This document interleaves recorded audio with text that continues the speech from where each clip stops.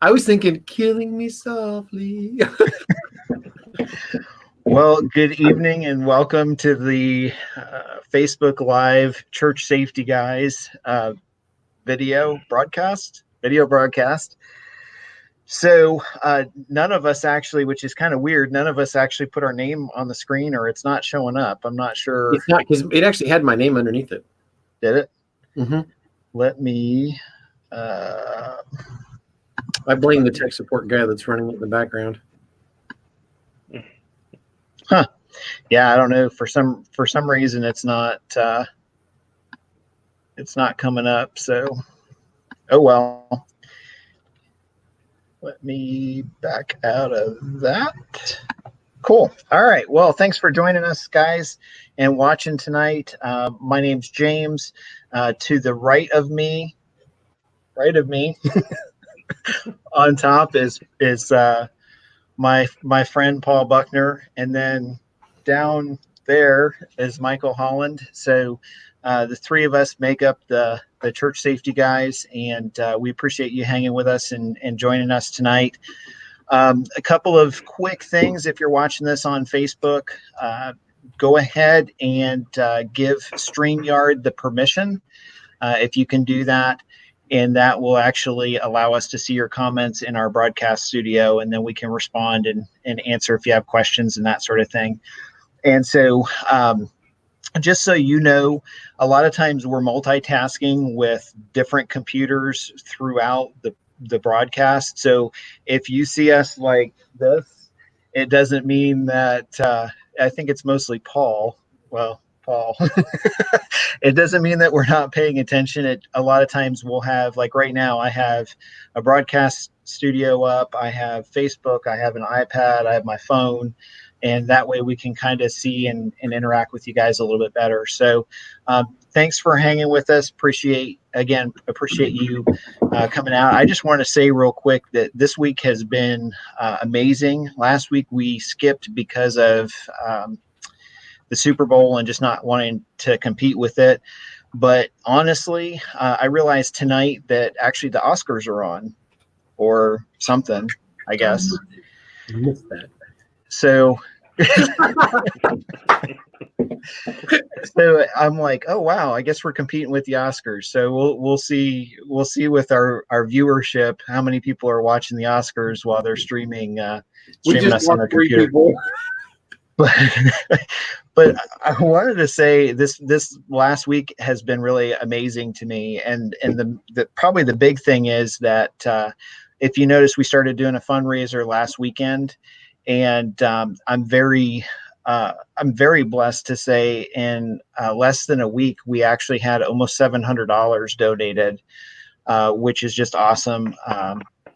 Yeah, we don't have any soundtracks in the background to cue to clap, but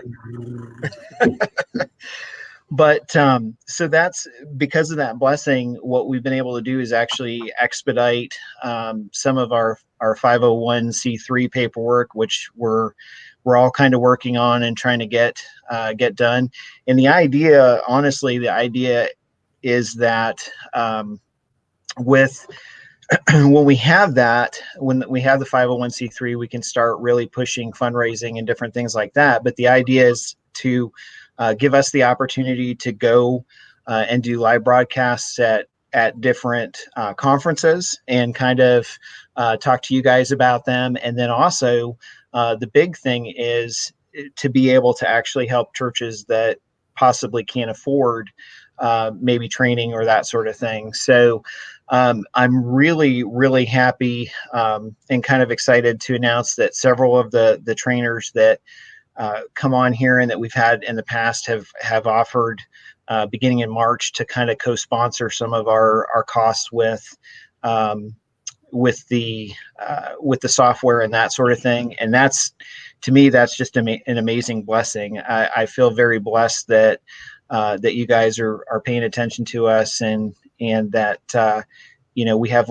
like-minded churches and believers really all over the U.S. that are supporting this, and supporting our volunteer efforts at the moment. So So thank you again. If I haven't said it, we appreciate your support with that. So tonight we're going to talk about two topics. We're going to talk about physical building safety and property safety, and then we're going to we're going to go to traffic safety. We're going to talk a little bit about that. Now, I know some of the churches I've talked to, a lot of times they don't do traffic control or safety with directing traffic and that sort of thing. That's kind of how I got started at my church because I walked outside one time and almost got run over. And I'm like, whoa, okay. everybody's heading out trying to get to Golden Corral here real quick before the lunch crowd. It is a Baptist church, so I'm just going to throw that out there. But so that. Honestly, that's what kind of pulled me into doing church safety. Was I saw that and I'm like, you know what, we can have a little bit more order here with how we do things. But we'll get into that a little bit. So physical building safety. One of the things, and I've kind of I brought up a few different things tonight, and I'm going to share my screen with you guys so you can kind of see what we're talking about, what's going on. Before I forget, which I already forgot because we're like 10 minutes into it. So if you would go ahead and list what church you're from, the location, that kind of helps us out. And then if you can like the live post, or you can comment or do the whole emoji thing, but that helps Facebook algorithm sense who is watching where and kind of gets our interest level up a little bit more. So, all right, so let's talk about building safety. So Paul and I talked about this week, and he actually asked me to kind of tell you guys a story of something that happened to me, or not to me directly, but locally. So I'm going to bring in my screen here. So this happened last September. This is actually a small hospital emergency room about 2 miles from my house. And last September, a gentleman went in to this establishment. I think they only have like 30 or 40 beds. So again, real small country hospital. But this gentleman went in, wasn't feeling real great, and talked to the emergency room doctor. The emergency room doctor said to him, you know what, I don't think that you're really in a position to leave. I want you to spend the night here. We're going to run some tests. And there was a big concern that this gentleman had some significant mental illness. And so the doctor had said, you know what, I want to do a few more tests, and then we'll kind of go from there. Well, this gentleman, I guess, got offended that the doctor had said that he needed some mental health and had some mental health concerns. And so what he did was he decided to go out to his truck and drive it into the building because he was not happy with the doctor and with the folks. And so this gentleman actually proceeded in getting into his pickup truck. And if you notice, this is an older picture of the building, of the hospital. But if you notice this whole area here, and I can't zoom in on it too much, but this whole area in front here, there's a drive-up place there. There's a little planter box there, but you can actually fit a car through on that side of the pillar as well. But this whole entrance is all glass. And so realistically, I've been to this hospital several times and for different reasons. And I've always looked at this and wondered, if somebody really didn't like the hospital or was really mad, they could very easily get speed one direction or the other and kind of go in to the building. And I don't know why I thought about that. That's just kind of what I guess part of my assessment nature and thinking through. So basically what happened was the man he picked up his truck. He drove straight through the center of the building and parked his truck right in the information desk. And unfortunately, he was caught in the truck.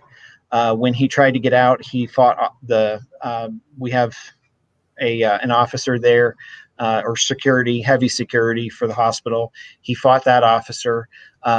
Trapped underneath some of the rubble on the side was a nurse. When he drove in, he hit one of the support beams of the emergency room, and so completely tore down that half of the emergency room. Half of it collapsed. When it did, he trapped one of the nurses that unfortunately ended up passing away. Wow. From that. And then there were quite a few other people injured. So here you can see, this is them the day of. This was roped off. And of course, when the call came out, they didn't know exactly what was going on, if it was a hostage situation or whatnot. So initially they had SWAT roll out, and, several counties basically respond to this because they weren't, like I said, they weren't really sure what exactly the extent was. And this is kind of a close-up after they pulled the vehicle out. You've got one of the battalion chief trucks there, and they're trying to reassess some of the damage and get stuff cleaned up and that sort of thing. So it took them a while to actually get through cleaning up. And what was interesting was I had to drive over there the other day for some blood work. And when I pulled in, this is what I saw. And I'm like, oh, wow. Okay. So, unfortunately, we learned our lesson, right, from experience. But, if you can't, I don't know if you can, I can see if I can zoom in. Whoop, wrong one. Sorry, guys. I can see if I can zoom in here.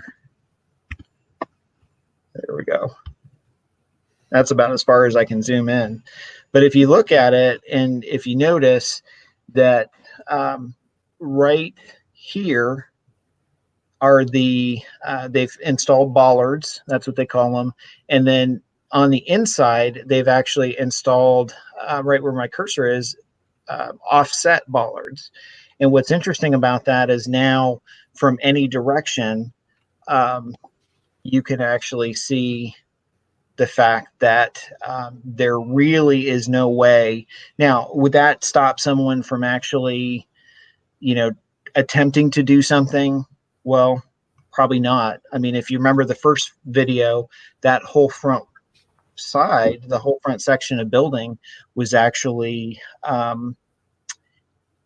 glass. So realistically, I mean, yes, it will stop somebody from driving into the building, but at the end of the day, it's just not a great design to begin with. Now, if you had asked, and again, we're outside of Columbus, this is a small country hospital.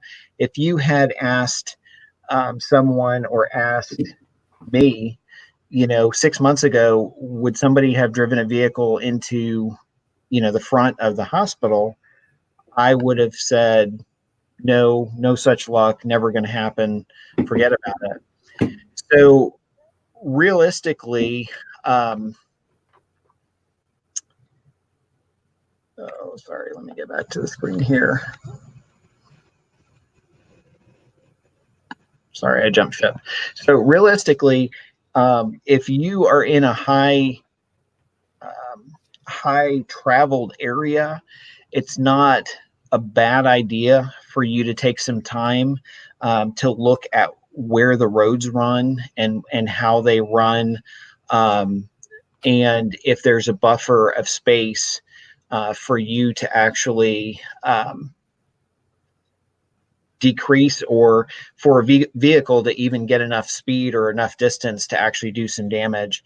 I don't know the statistics, because honestly, I haven't been keeping track of it, but it seems like to me lately there have been a lot more news articles that I've been finding with basically with cars into churches. And a lot of times I kind of, in the back of my mind, I think, oh, okay, well, they haven't really gotten into the intent, and maybe the intent isn't known very well. Maybe somebody was just drunk driving. That's kind of my thought off the top of my head. And then I start thinking, when I really read the article or I study it, I start thinking, you know what? What if it's not really an accident? What if, because if you think about it, you could very easily drive a vehicle into a building and then say something like, oh my goodness, I meant to hit the brake and I hit the gas instead. And there's very little to quantify or qualify that with, okay, well, we don't know if your vehicle was operationally sound or not. But, from my standpoint, I know a lot of different situations. I've kind of stepped back, and I'm going to show. We get into traffic a little more. I'm going to pull up a map and picture of my church to kind of show you guys what I mean. But I've stepped back a couple of times and really looked at different situations, and when we've had active concerns, if maybe we should try and adjust or do something a little bit different. Maybe, if the roadway is directly in front, there might not be a whole lot you can do. But, if you have a driveway, or maybe you have some grass, you could certainly plant trees there, or decorative planter boxes. You don't have to go out and get giant expensive bollards for the front. But, if you're set back away from the road and you have glass in the front of your building, maybe that's a good consideration. We've had where our church is and where our church property sits, we've had a few situations where I've been concerned, like I just mentioned. And what we've done, something quick for that day, is actually we'll take one of our buses or one of our 15 passenger vans, and we'll actually park it at an angle where if somebody was going to plan to do something like that, then they would have to hit that vehicle first. So is it going to stop somebody? No. I mean, if they really want to drive in or it's a legitimate accident, it could happen.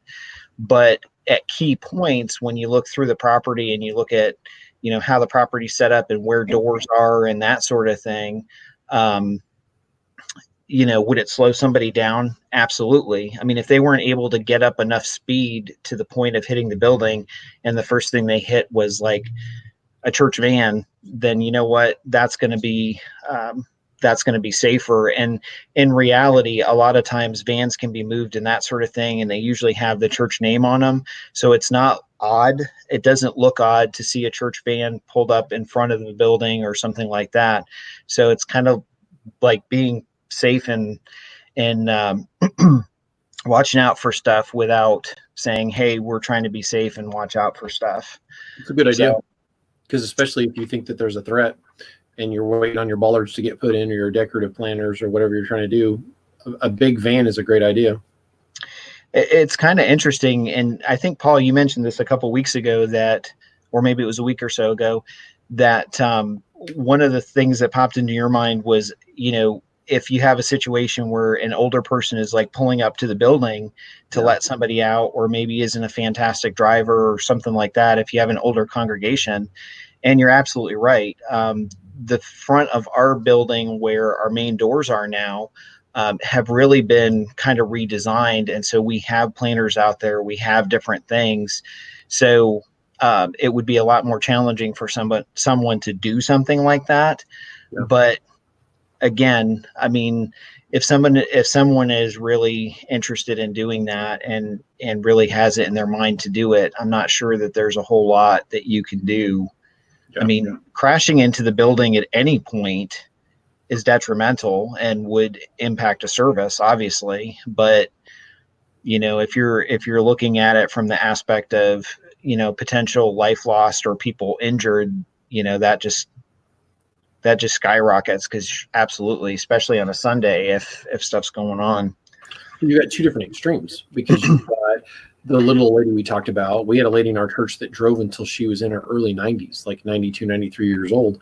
And she was backing out of her own driveway and hit a 5-foot thick tree because she just couldn't drive anymore. And she had driven past this thing for longer than I've been alive, and she hit it one day. Sweet lady. And she had enough class to turn in her own keys, had her kids sell her car.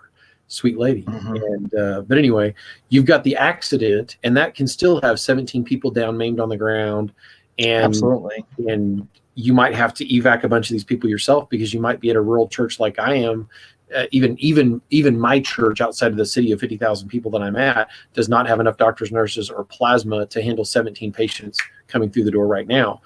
And that's something we all need to think about. But then you've got the opposite end of it where, and there are ISIS attacks that have used this in Paris, like in different places in London and stuff, driving into crowds with moving vans. So, and there was actually a church-based attack recently that I was reading about where a guy slammed into the building and a couple of the churchgoers ran out to him and he actually attacked him and stabbed him, if I remember Right. the story correctly. So you got two different extremes. And I know where my church is, there's no ballers to stop you from driving up and in. And I'm not actively part of the safety team, and I'm not going to push myself in on that.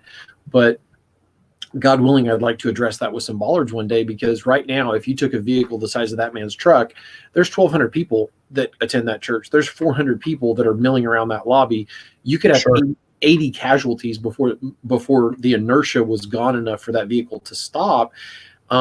There are not enough cities anywhere near me to capture all those people and help them. I mean, you couldn't get enough life flights in to save 80 casualties that are going to have compound fractures and massive internal bleeding and all those things.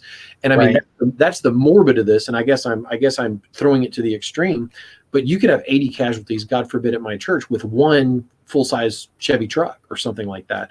And that's a valid concern. Or we could plant some bollards. And I've seen people take like heavy pipe casing. They got a couple of guys that got the equipment to cut the holes. They plant them themselves. They fill them with concrete. I mean, we got some redneck people around here that can handle this stuff, and it's not something that has to cost us $1 Brazilian. And we can paint them up nice and pretty, and we can have them in caution colors, and we can decorate them for the season. But they're there for a very real reason, whether it's on purpose or by accident, right? Sure. And the other thing, I mean, you think about even, you suggested, or you mentioned like 80 people getting hurt, that sort of thing. Yeah. That's not with structural damage. That's like outside damage.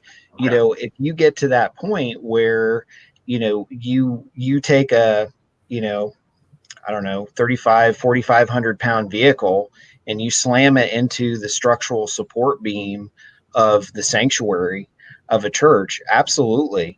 I mean, when you think about it, of course, I mean, we'd never wish that on anybody, but to consider it seriously is an important consideration, especially because a lot of times blueprints are accessible. You can go public record, you can get a copy of stuff in a lot of cases. So it would not be challenging for someone or for someone, we've talked and others have talked about people coming in multiple times and kind of putting their strategy together and thinking through, okay, this is how I would do something if I was going to do something. And when we look at someone coming in, again, it does not take a whole lot of planning and forethought to look at a building and determine what is a significant structural beam or wall, to that building. Well, So any convicted felon that is not going to have access to a firearm or a knife, or doesn't want to use gasoline or something like that to cause something, probably has access to a vehicle. And I don't know about your churches, but I guarantee you there's at least 4 or 5 vehicles at my church that are unlocked with the keys in the ignition. So even if you walked up to the parking lot, you try enough doors and you're going to get to a vehicle. We're a vehicle-based culture, and so turning a vehicle into a weapon is easy. Well, and to your point too, if somebody watches this and they say, well, they would be stuck in the vehicle, or they wouldn't crash the vehicle as a diversion and jump out and do something else, you're actually wrong. And I'll just say that because we actually, I think it was 2 years ago, we actually had a case at Ohio State University where a Muslim extremist actually did that. He tried to crash a vehicle into a building. They secured the entire campus because it went into lockdown because they reported an active shooter to lock down the building immediately. And what happened was the guy that did it crashed his vehicle. It hit the bollards. He jumped out, and it had enough people. The crash had gotten enough people's attention that they stopped and they were drawn to it to see, hey, is this guy okay? What happened? And yeah, and he started basically stabbing people with a knife. And I forget, I think it was like 7 or 8 people that he stabbed.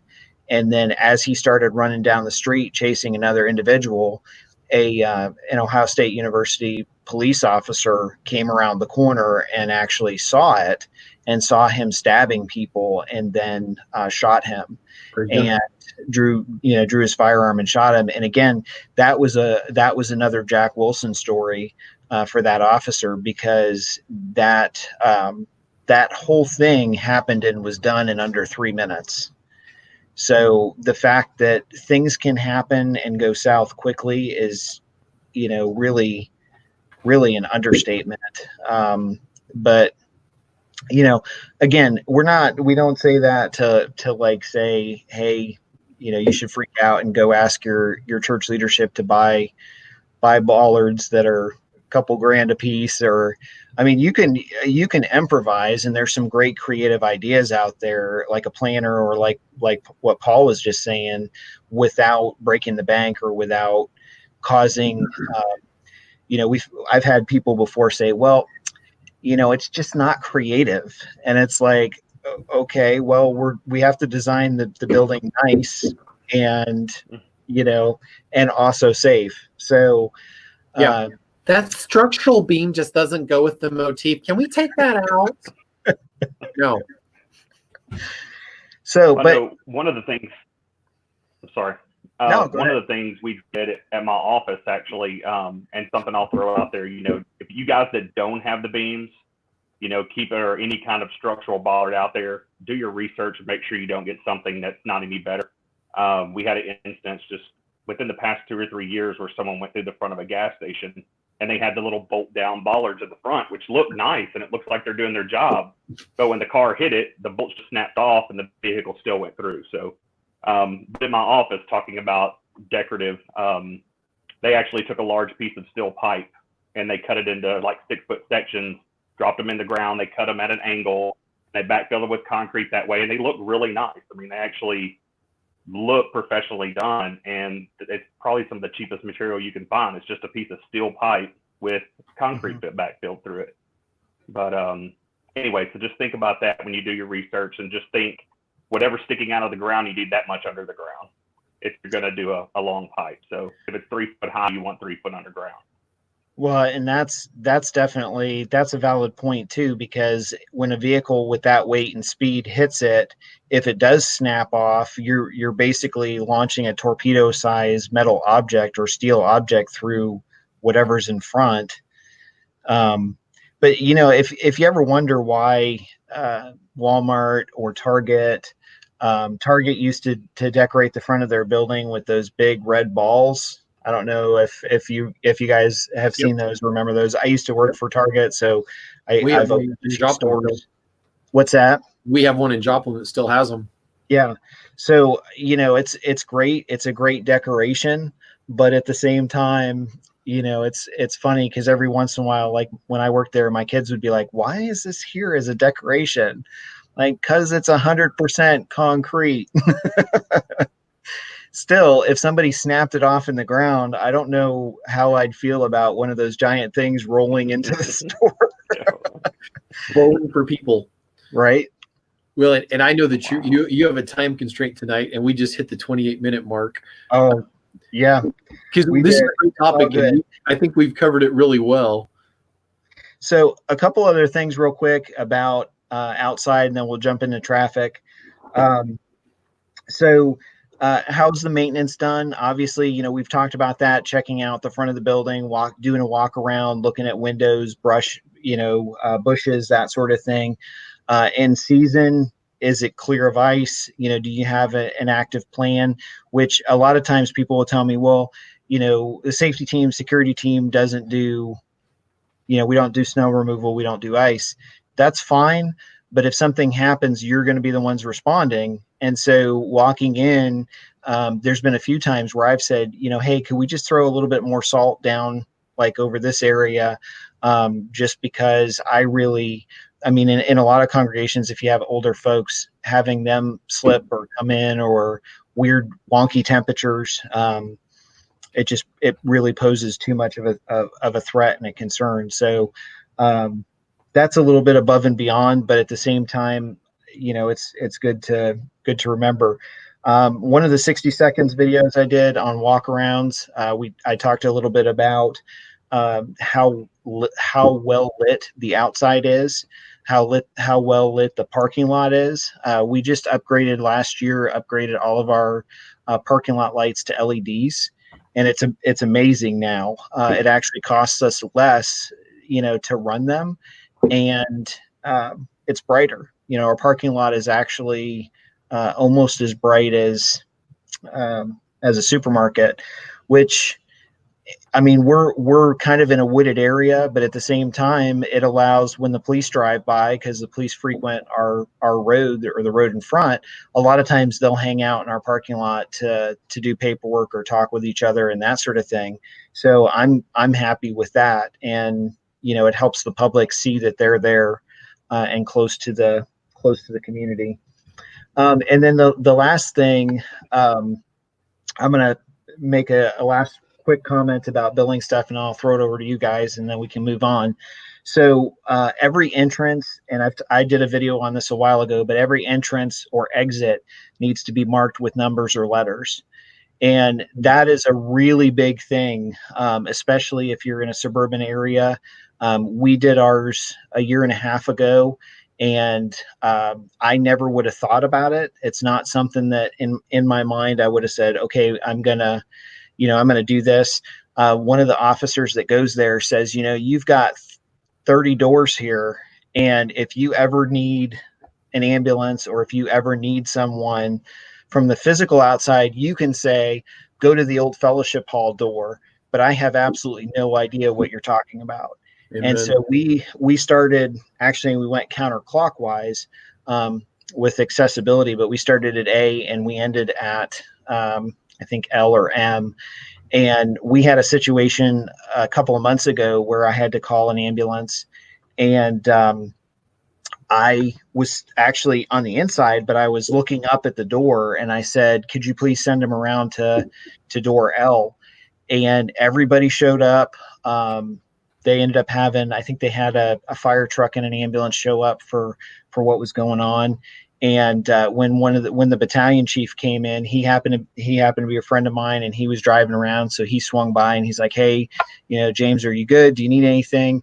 But I asked him, I pulled him aside and I said, okay, so how helpful to you was having the door lettered? I said, did you get that information? Did it come through?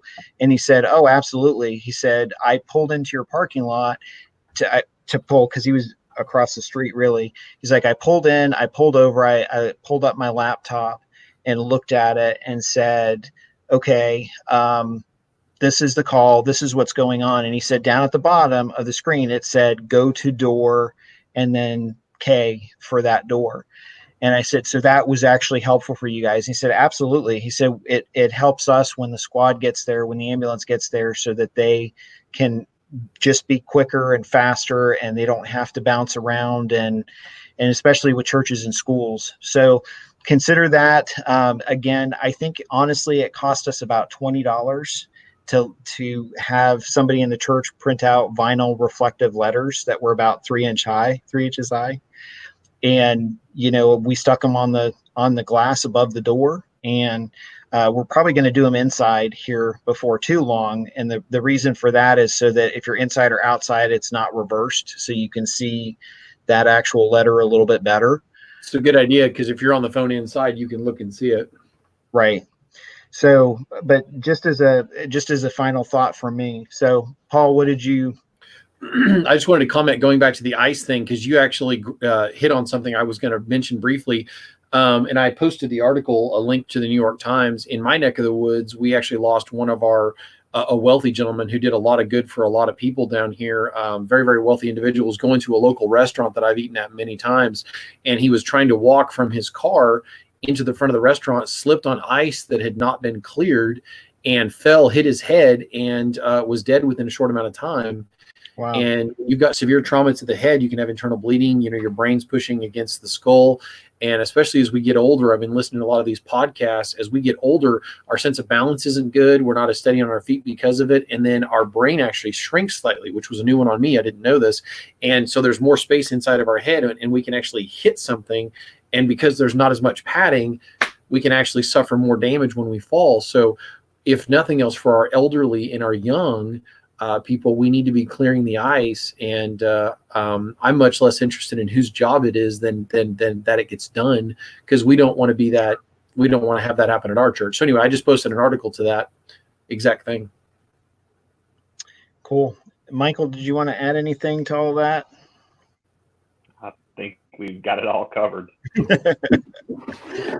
All right.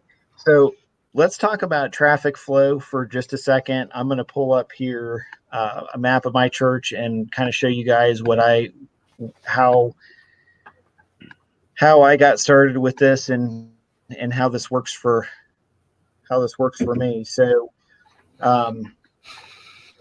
all right. So if you look at this, if you notice, this is actually a satellite Google Map shot of my church, and this whole. Let me switch back over. So these whole streets here, these are driveways. So you've got 4 driveways that connect to a main road. Okay. And then down here, our property line is actually like a giant L. So we have all this property over here, and then right back down to this line, and then kind of straight back here, and then up back towards the road. So this is actually one of our outbuildings. That's our bus garage, and you can see our buses parked there. This obviously was not taken on church or during a Sunday, during a Sunday service. But what's interesting to me is, if you notice, this section right here is where our main doors are. Okay. So a lot of times people will park all the way around the building, right? So there's a traffic light right here. And this is probably one of the worst intersections possible, because when you come out of here, you're actually trying to turn right. And a lot of times people don't know if this traffic light applies to them or this way it applies to them, right? So in most cases, people will come in. This is considered our main drive. This over here is considered what we call our pastor's drive. And then our pastors typically park in front of the building. Well, when I first started getting into church safety and security, one of the problems that I noticed was we would pull the buses up and line them up here and try and load them for ease of loading, getting kids on, because we have a bus ministry. And there was a huge, massive, giant congestion right here. And that congestion actually came from the buses here trying to pull out, cars trying to turn left, people actually walking out this door to their cars parked over here, and then cars coming up from the back. And so what we did was we were talking to one of the officers that goes to our church, and then he offered to basically help us with traffic control. So he actually stands right here and directs traffic. Now, that's great for the folks that are leaving, because he can stop traffic in both directions. And by the way, this stretch of road right here where it says Columbus, Lancaster, or Winchester Pike, that's like 55 through here. And if you notice over here, there's that's a field, and there's another smaller Methodist church. But coming off of 55, I think it slows down to 45, like right here. I can't tell you how many times I've tried to turn into this driveway and literally had cars stack up into each other coming through this intersection where somebody wasn't paying attention and back-ended somebody else. So going back to the traffic thing, so the officer stands right here, but what was happening was everything was bottlenecking right here, because you still had the buses trying to leave, and the buses would back up here because they couldn't get out onto the heavy traffic road. because there was no break in the traffic. So the buses would stay there and wait. Cars would be backed up all the way back to the bus garage trying to leave. And so what I said, I went to the bus director at that time and I said, here's an idea. Let's talk about this. If we had one or two people, one person standing right here, one person standing right here, I said, do you think that would make a difference? And he said, absolutely. I think that there would be less congestion, and I think people would be able to. There's just more direction, so people would be able to leave safer and whatnot. And so today, typically, what we do, and we did it this morning, but today, typically, we have the officer out here, and then usually, what I do at the end of the service, I'll go out right here, and typically, I park my truck here. With lights on, so people slow down, and so it gets their attention. But I'll stand here and typically direct traffic out to him, and I will stop pedestrians from walking until the cars are cleared, and then I'll switch off. So what's interesting about that is that a lot of times when I'm doing traffic, people aren't paying attention. So you kind of have to be on your toes because, somebody's driving at you and you don't know if they're looking at their phone or what they're doing. And we've gone to people, we've had a few conversations with people, etc. But one of our big concerns on a regular basis has been, as the church continues to grow and as we possibly add another building or move forward in time, that compounds the whole traffic thing. So first of all, it's like, all right, so what are we doing with traffic, and how are people going to exit and enter safely? Now, what's interesting is this section of field we use for VBS a lot. And so typically for VBS in the summer, what I'll do is I'll block this off on both sides. This gets blocked off, and then there's a line that this whole section here gets blocked off, so people can't get their cars close there, close to where the kids are. And we typically will put up heavy duty construction, basically a blockade. But part of the reason when we first started doing this, I ran into so many people that would complain about this being closed and not being able to drive down here and park. And so for me, it was, when you talk about getting frustrated with how things are done and trying to think safely and that sort of thing, it took quite a few years to get to the point where people were okay with me closing that off. And, even if I said, hey, I don't want cars driving down that last road to the left because we have kids playing there. We have kids crossing the parking lot to get out there. And a lot of times they were like, well, it doesn't matter. I've been pulling in there. I've been driving there for forever. I always park right here. So, obviously you have to kind of deal with a little grace and love with that conversation. But when I in the past, when I've talked about, people having accidents or that sort of thing on that stretch of road, all of a sudden we have to kind of think on our feet with traffic, because a couple of months ago, somebody was turning left here and they didn't see a car coming. They got T-boned. The officer hadn't gone out yet. So all of a sudden, right in the middle of the road here, we have a major 2-car accident, and we've got, 900 people leaving the building. So at that point, we blocked this off. We opened this up for people to do right turns. This was left turns only. And then we actually I had one of my guys block off this road down here with his vehicle so that people couldn't come further than that intersection. And that helped a lot. And nobody asked me to do that. I was just in the middle of trying to see if everybody was okay. And I tossed him the keys to my truck. And thankfully, he's okay with driving Chevys. And he was like, okay, what do you want me to do? And I said, block off that intersection, leave the lights on, block off the intersection so people know the road's closed. And, that improvisation actually worked pretty well. But I say that, and one of the concerns, one of the things I say that, again, I know a lot of folks have said, I don't handle traffic. I don't go out there and do that. But the reality is, again, if someone gets hurt out there while they're trying to leave, you're going to end up having to respond to it.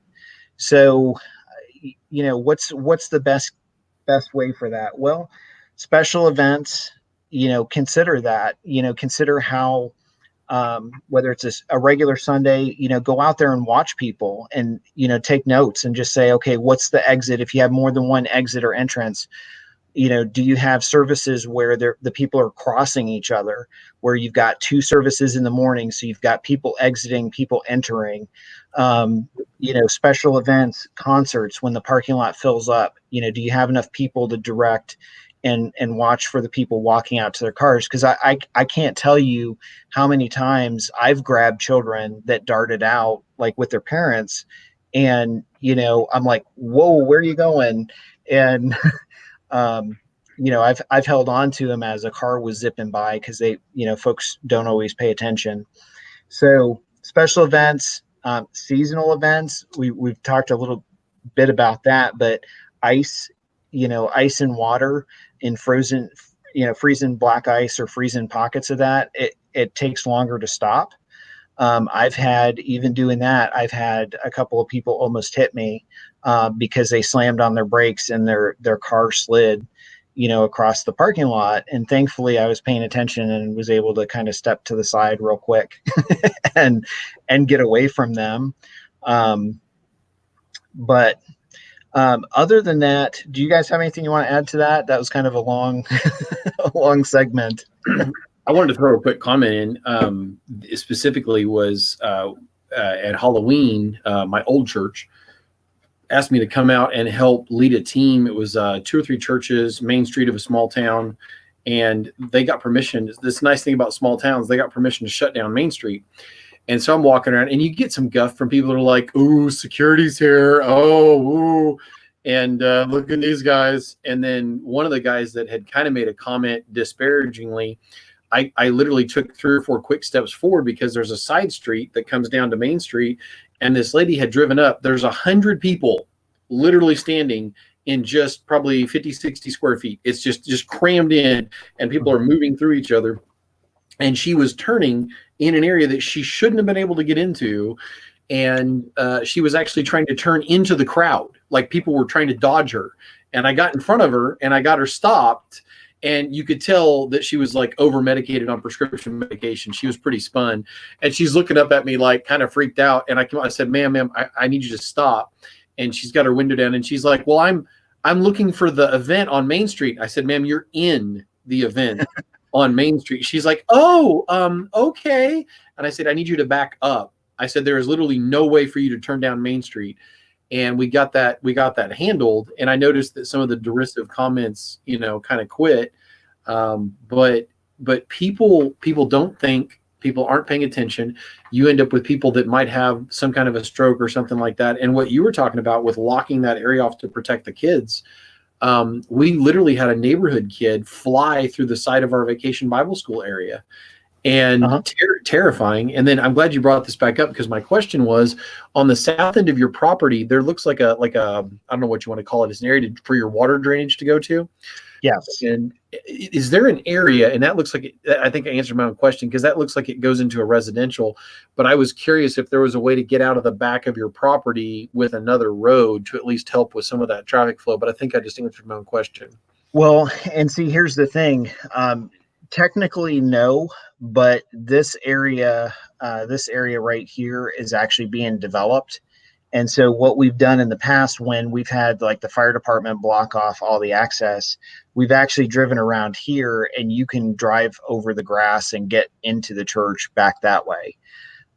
So we always, we still have a way to get to the church, even if we're blocked off. One of the things I was going to mention real quick, based on your Halloween situation there. So never underestimate, if you're a church and you're watching this, never underestimate the power of free candy. And the reason I say that is because we set up a trunk or treat at our church. I think it was 2 or 3 years ago. And we advertised, and we were like, hey, we're going to give out candy and everything. So if you're looking at this map here, okay, so we had people coming in parking and walking into the building. So we actually, somebody called the police, and we had an officer there. So we were trying to figure out what was going on. If you look at this map, I'm going to kind of back out here a little. We actually on this road waiting to turn in that were all the way backed up to here and then down the road. So people were waiting to turn onto this road and then backed up all the way here to actually turn in. And then on this road here, we had people backed up a little ways on further down waiting to turn in. But in this intersection, we actually had, if I go back here, there it is. Okay. So you can barely see it, but we actually had cars that were waiting to turn into our parking lot that were backed all the way up to Harvard Boulevard here on that map. And so when we found out about that, when I was told that by an officer that pulled in and said, hey, you're creating a traffic concern here because of all the traffic lights that are blocked up. And I had I was outside. I could see how many people were coming in, but I had no idea. So at that point we said, okay, look, if we're going to continue to do this, then we need to have a much larger game plan, whether it's parking people. And we were parking people all in that field and in the grass and stuff like that. But we need to have more officers here with traffic, because having one officer just was not sufficient at all. And, people got to the point when where they were being kind of crazy with what they were doing and that sort of thing. One thing I do want to mention, and we'll wrap it up for the evening, but a lot of times we talk about fire evacuation routes and that sort of thing. And to be perfectly honest, there are a lot of times when we've had the fire department show up for false alarms or that sort of thing, when I've actually gone out and I've watched how they pull into the building and what they actually do. And if I can pull it back up here real quick, I'll actually show you. So basically what happens, if you can kind of see it, is that when the fire department comes in, they always come in this main drive. Okay, so they turn in, they're able to get their trucks and equipment, ladder trucks, etc., down through. And what they do is they always come around to the front of the building and line this section up. So when we started looking at our fire exits and evacuation points and where people were going, honestly, we started realizing that when we were sending people out to evacuate, that we were actually crossing the path of fire trucks and ambulances coming in. And so that kind of put us in a situation where we stopped and we said, look, we need to be smarter about this, because we don't want somebody with 20 toddlers walking outside trying to get to the evacuation point and herding stray cats, right? And trying to get them safely where they need to be, and having to wait and cross the driveway in front of fire trucks and stuff. So a couple of weeks ago when we did the fire drill, we kind of tested some of those ideas, and I was very happy that everything went really well, and we were able to tweak that and adjust it really quickly. So from the outside, from physical safety, if I can say it, spit it out, outside building safety, etc. That's, and again with traffic, how does stuff flow in and out of your parking lot? I think that's pretty much it. I think we've kind of gone through at least all my notes and covered stuff. Maybe a little fast. I feel like I've been doing all the talking tonight, but maybe I just want to throw a little comment out there. And this should be, I guess, common sense for most of us, but you see it all the time. I've seen it at our church. I've done it, and it's stepping in front of a vehicle that's coming into your parking lot because you think they're going too fast. Do not be that person, because if they take you out, then there's no one there to help the people if they do have a medical issue, if they are up to no good, whatever the situation is. So don't get in front of them and go, hey, slow down, because you're potentially, again, if they're having a medical issue, they're not going to pay attention to you. They're going to barrel right through you. So just keep that in mind when you're out there. Like I said, I've done it, and I've seen guys do it, and that is not the way to approach that. So just keep that in mind. And like I said, it should be common sense, but we don't always think that way in the moment. We just want people to stop or slow down. So. Well, and being the sheepdog personality, we tend to be self-sacrificial. And I wouldn't even have thought of it that way. I would have, I may have planted myself in front of a speeding vehicle that was actively trying to kill someone. So that just kind of smacked me right upside of the head, because yes, in an environment like that where you are the only or one of the only people that's squared away medically or ready to respond, that is something to think about. Good thought. Yeah, and I've told you guys the story, but people aren't paying attention, and I've been on accident scenes with when I did time with the sheriff's department as a reserve officer. I had red and blue lights sitting there flashing, trying to redirect traffic, and I had somebody come flying up on me doing 40, 50, and I stepped back, and I had a mag light in my hand and wrapped the side of their fender. And as soon as I did that, it was hard enough. And I yelled at the top of my voice to the person to stop, and they slammed on the brakes, and the lady looked at me like, and I could see the glow in her car. Now, this was a few years ago, but I could see that she had a cell phone in her hand. So she was looking at the cell phone and not paying attention right to to the enormous amount. And we were actually clearing, it was a bad accident. We were clearing part of the highway for Life Flight to come in and land on the highway. So you can imagine, we had red and blue lights everywhere. We had floodlights set up from the fire department. We had, we had flares. I had, this big sheriff's, sheriff's parked in the middle of the road. What's that? I said, so really you'd made no effort to let her know you were there at all. Nope. Reflective vest, sheriff's uniform. But keep an eye out. And here's my last thing, and then we can wrap it up and close it for the evening. But my thing is, if you have an officer, if you happen to be blessed with an officer that helps you with traffic, or maybe you hire an off-duty officer to help with exiting traffic for an event or something like that, be patient to those folks. Keep an eye on them. Make sure that they feel valued, because in law enforcement, traffic is probably one of the worst things to deal with, and it's really just because you're dealing with a lot of really crazy people that aren't paying attention. And so when I'm where I am, and you guys kind of saw the map earlier, and I have my friend directing traffic out onto the main road, he's in uniform. He's got an unmarked cruiser that he uses, and sometimes he'll turn the lights on to get people's attention to slow down and stuff.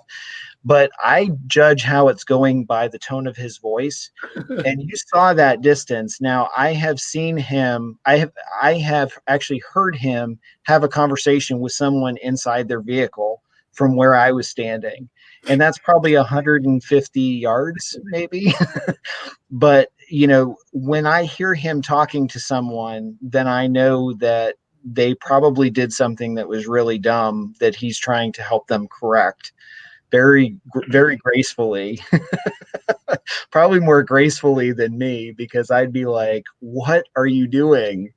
And I've gotten to that point where a lot of times when I'm directing, I'm like, I'll tell people to stop.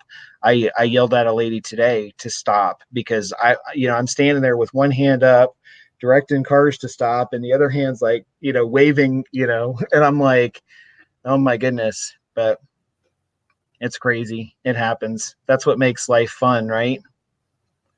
Right. You guys both sounded very, very non-committal with that. I was in my mind, I was going to tease you and be like, dang it, Grandma, come on. We talked about this.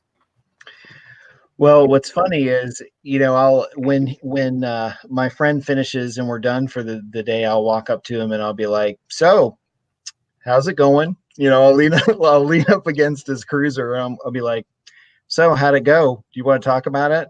And he'll just look at me and he'll be like, "No, I don't." He's like, I can't make I can't explain why people do what they do.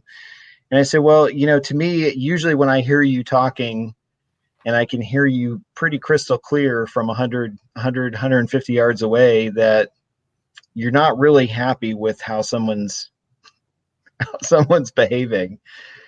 But, I mean, we've all been there. Sometimes people don't think. Sometimes we have to kind of step out of our comfort zone and do a little bit of yelling and redirecting. And, I mean, I've done that before, and we've talked about that too. I've done that before with emergency situations and then gone back and tried to apologize to people for coming across as maybe a little rude.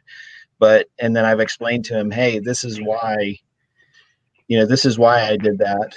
So anyhow, let's go ahead and close in prayer, and we'll wrap it up. Awesome. All right. Well, let me go ahead and move forward. And by the way, if you hear sirens, apparently I've got some first responders in my neighborhood, so let's pray for those guys as well. Amen. Sure. Lord, I come to you right now, and I thank you for this group, and I thank you for these members that are here, and I just pray that you provide a platform for them to get all the information that they need, that you provide the resources and the people with that information, and just allow us to have that knowledge, to collect that knowledge and be able to help our churches. And then, just like James and Paul and myself are doing, being able to share it this way. And I just pray that as people gain knowledge, that they're sharing it with their churches and their local churches as well. And it becomes a partnership all the way around. And lastly, Lord, I want to pray for the first responders outside of my home, and just pray that you keep them safe, and the people they're responding to, I pray that they stay safe as well. And in your name we pray. Amen. Amen. Amen. All right, guys. Thanks for hanging with us again. You have a great and blessed week, and we'll talk to you next week.